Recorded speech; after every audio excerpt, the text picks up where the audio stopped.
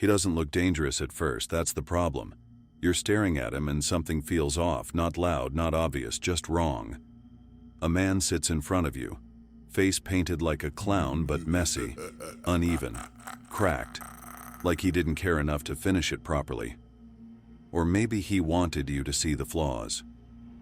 One side of his face is swallowed by shadow, the other side smiles. Not a big smile, not a crazy one, just enough. Enough to make you uncomfortable. Enough to make you wonder, is he happy? Or is that all he has left?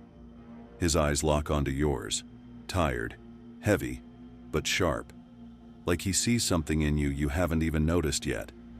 And then he speaks, softly. You ever feel like the world's a joke? Not funny, not clever, just a joke that nobody explains. And somehow, you're the punchline. He wasn't always like this. That's what people say. But they don't really know.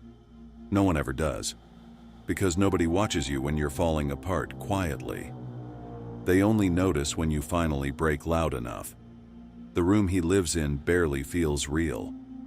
A small apartment, walls stained with time, a flickering television casting static light across the room. No sound. Just white noise, the kind that fills your head when your thoughts get too loud. Empty bottles scatter the floor. A chair sits crooked. The air feels still, like nothing has moved in days. He sits there, watching. Not the TV, not anything, really, just existing. And that's when it starts, that quiet realization, the one people don't talk about. When you begin to feel like you're not part of the world anymore, just watching it. Outside, the city moves, people laugh, talk, rush past each other like they matter. But when he steps into that same world, something changes. The crowd doesn't see him. Not really. They pass through him. Blurred faces, voices fading in and out. Like he's already gone. Like he never belonged there in the first place. Neon lights reflect off his makeup, bright colors on a man nobody notices. And that's when the thought hits him. Not loud, not dramatic, just quiet enough to stick. What if none of this is real? Or worse, what if it is, and nobody cares? They sit him down under a single light, an empty room, cold, quiet, interrogation style. But he's not nervous. He's calm, too calm. Hands folded, posture relaxed, like he's been waiting for this moment, like this is the only place things finally make sense.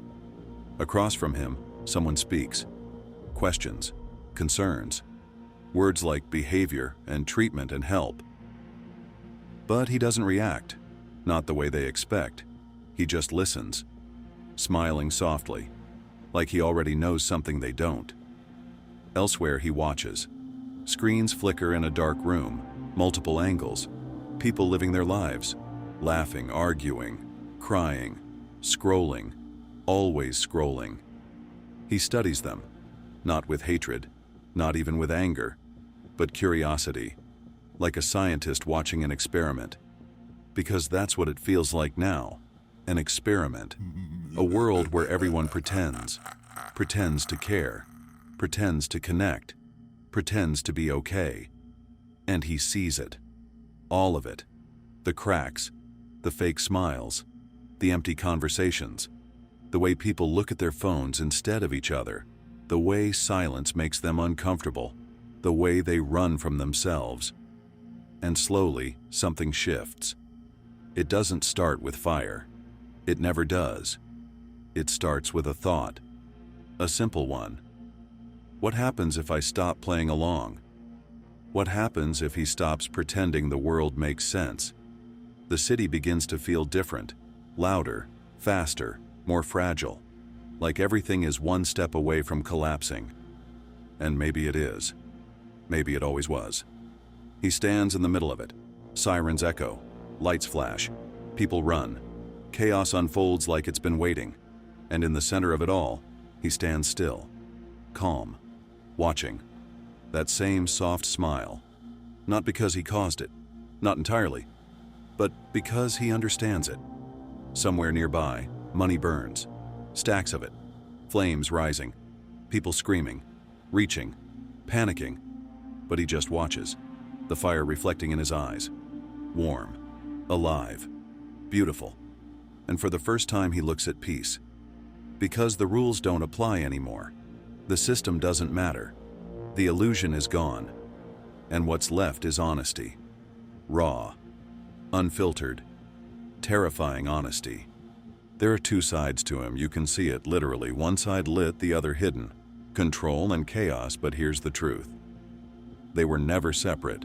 They were always the same thing, just viewed differently. He stares into a mirror, but the reflection isn't right. Cracked glass, distorted features, multiple versions of himself staring back, none of them matching, none of them complete. And he tilts his head slightly, confused, not by the reflection, but by the realization. Which one is real? The man before the fall? The man after? Or the one who finally stopped pretending? Because identity is fragile. You think you know who you are until something breaks. And when it does, you don't become someone new. You just become what was always there. The city burns behind him. Smoke rises. People scream. Everything falling apart. And he leans back, relaxed, eyes half closed, breathing slowly, like he's finally free. There's a strange peace in chaos. Not for everyone, but for someone like him it feels like clarity. Because for once the world matches what he feels inside.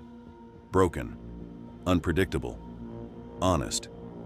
In an empty room he moves, not dancing like joy, not performing, just moving, slow, unfocused, detached, like his body is catching up to something his mind already accepted.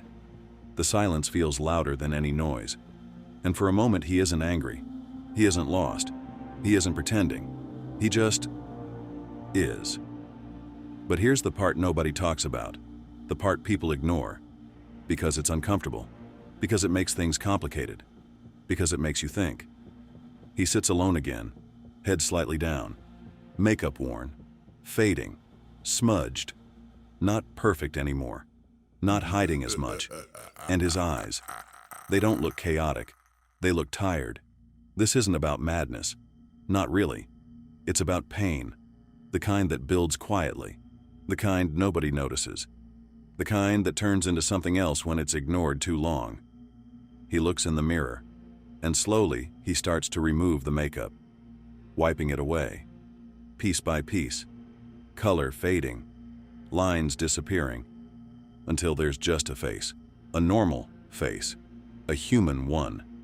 And for a second he doesn't recognize it, because somewhere along the way, he lost it. Or maybe it was taken, ignored, forgotten, left behind by a world that moved too fast to care. And that's the real horror, not what he became, but what it took to get there. He walks away, slowly, into darkness, the city fading behind him, lights dimming, noise disappearing, until there's nothing left, just a silhouette. And then even that is gone. But just before everything fades, he turns, slightly, just enough, and you see it again, that smile. Small, quiet, unsettling, and his eyes meet yours, like he's been watching you the whole time, like he understands something about you now, something you didn't want to admit. And then he's gone. But the question stays, was he broken? Or just honest? And that's when it hits you, not all at once, just slowly enough to sink in. You related to him, and that might be the scariest part. If this made you uncomfortable, good. That means you felt it. Dark Copers. Drop a like if you've ever felt like the world stopped making sense. And remember, the line between control and chaos is thinner than you think.